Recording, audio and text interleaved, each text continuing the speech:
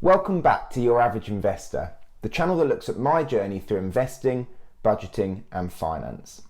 Now, as I mentioned in the previous video, we're drawing towards the end of the 2020-2021 tax year, which means it's about time people started to consider how they're going to be investing next year, where they're going to be opening their ISA and their investing goals for the year ahead.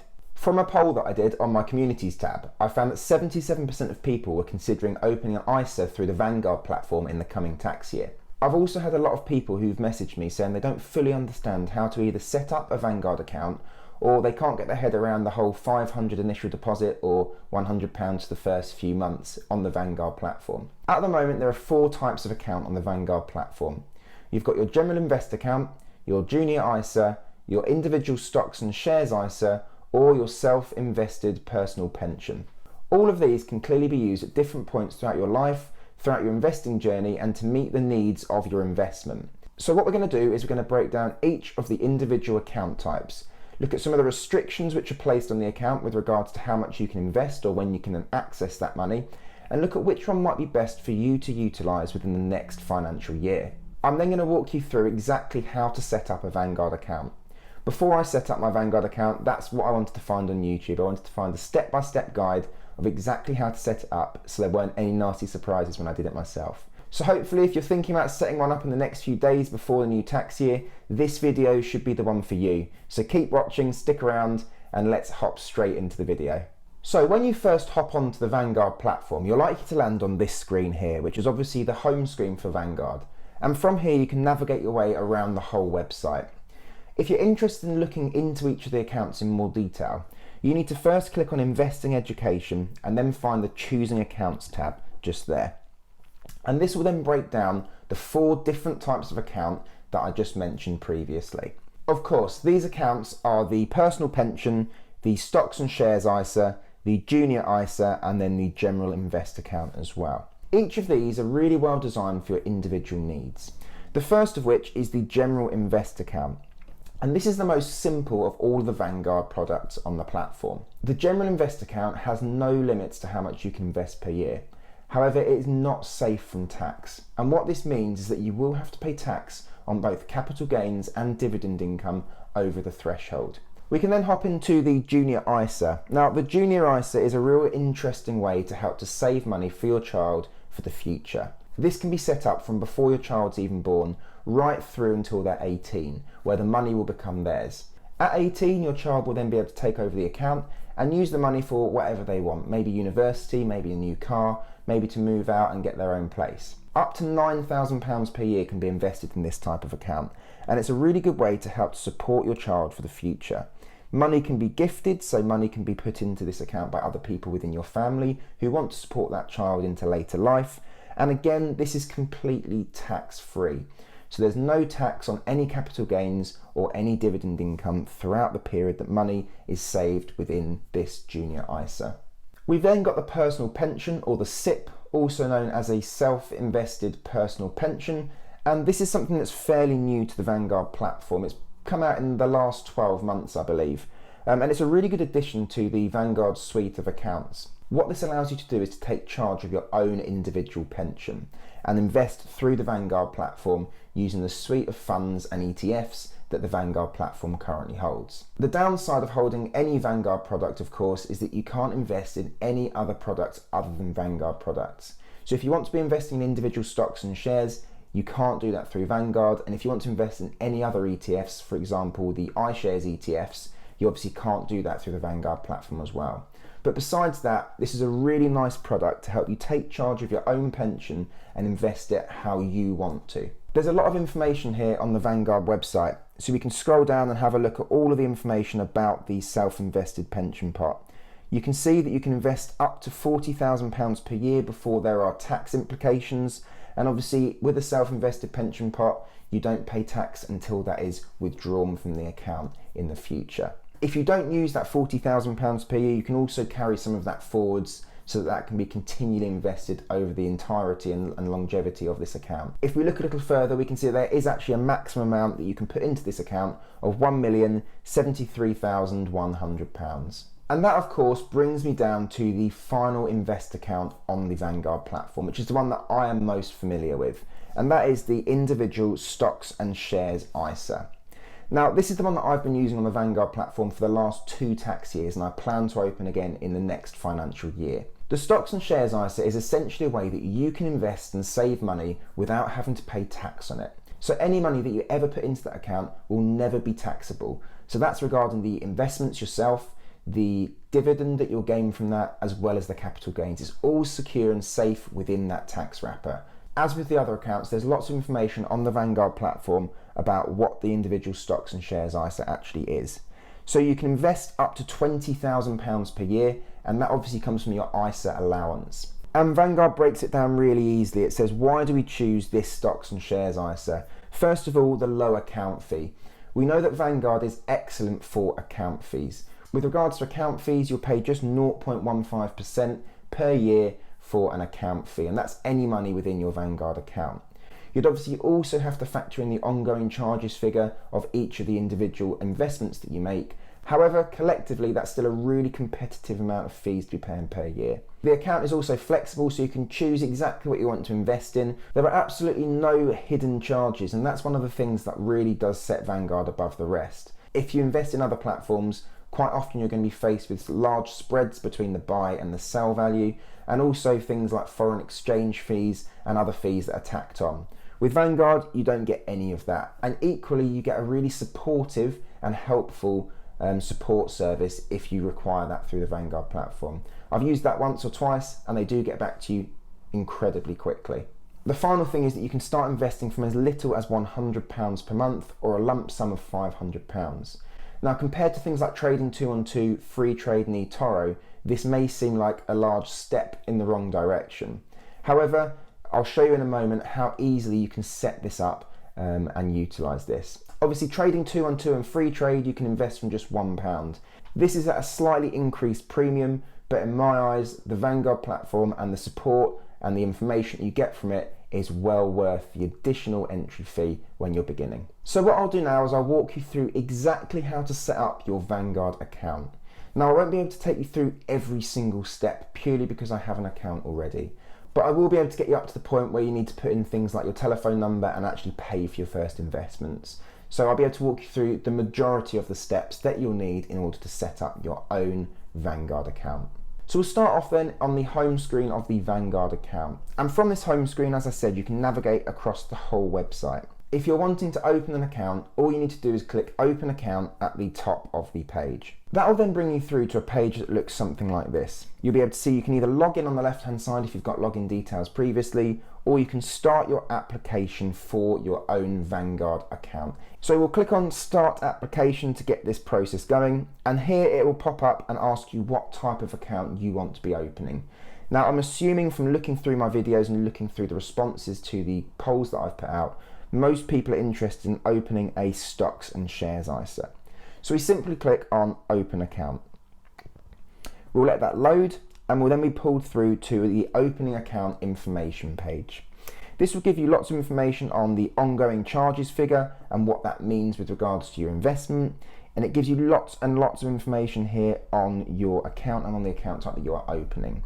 It also does mention that obviously investments can go up as well as down. So it's giving you that support and giving you that information that investing doesn't always guarantee that you'll make money over the long term. There are obviously peaks and troughs, and there is volatility along the way.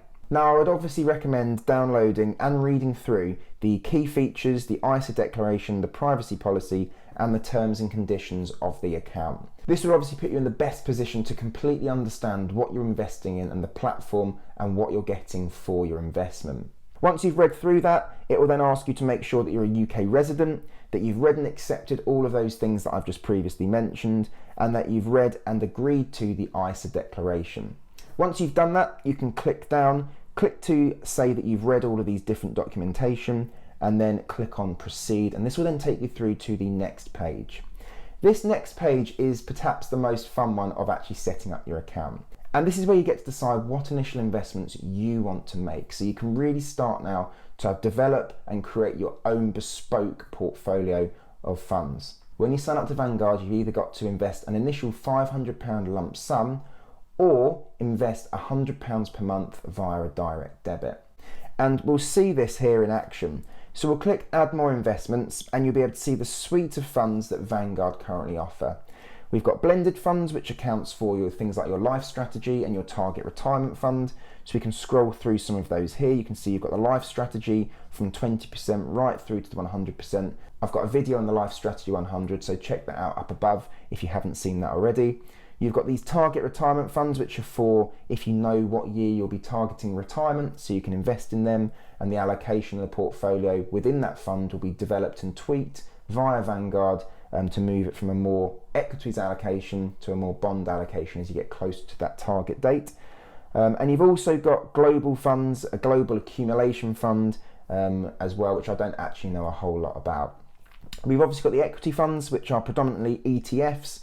So this is where you'll find things like your FTSE 100 ETF, your S&P 500 ETF, your All World funds, your Japan ETF, and your Emerging Markets ETF, which you're probably quite familiar with from my portfolio updates.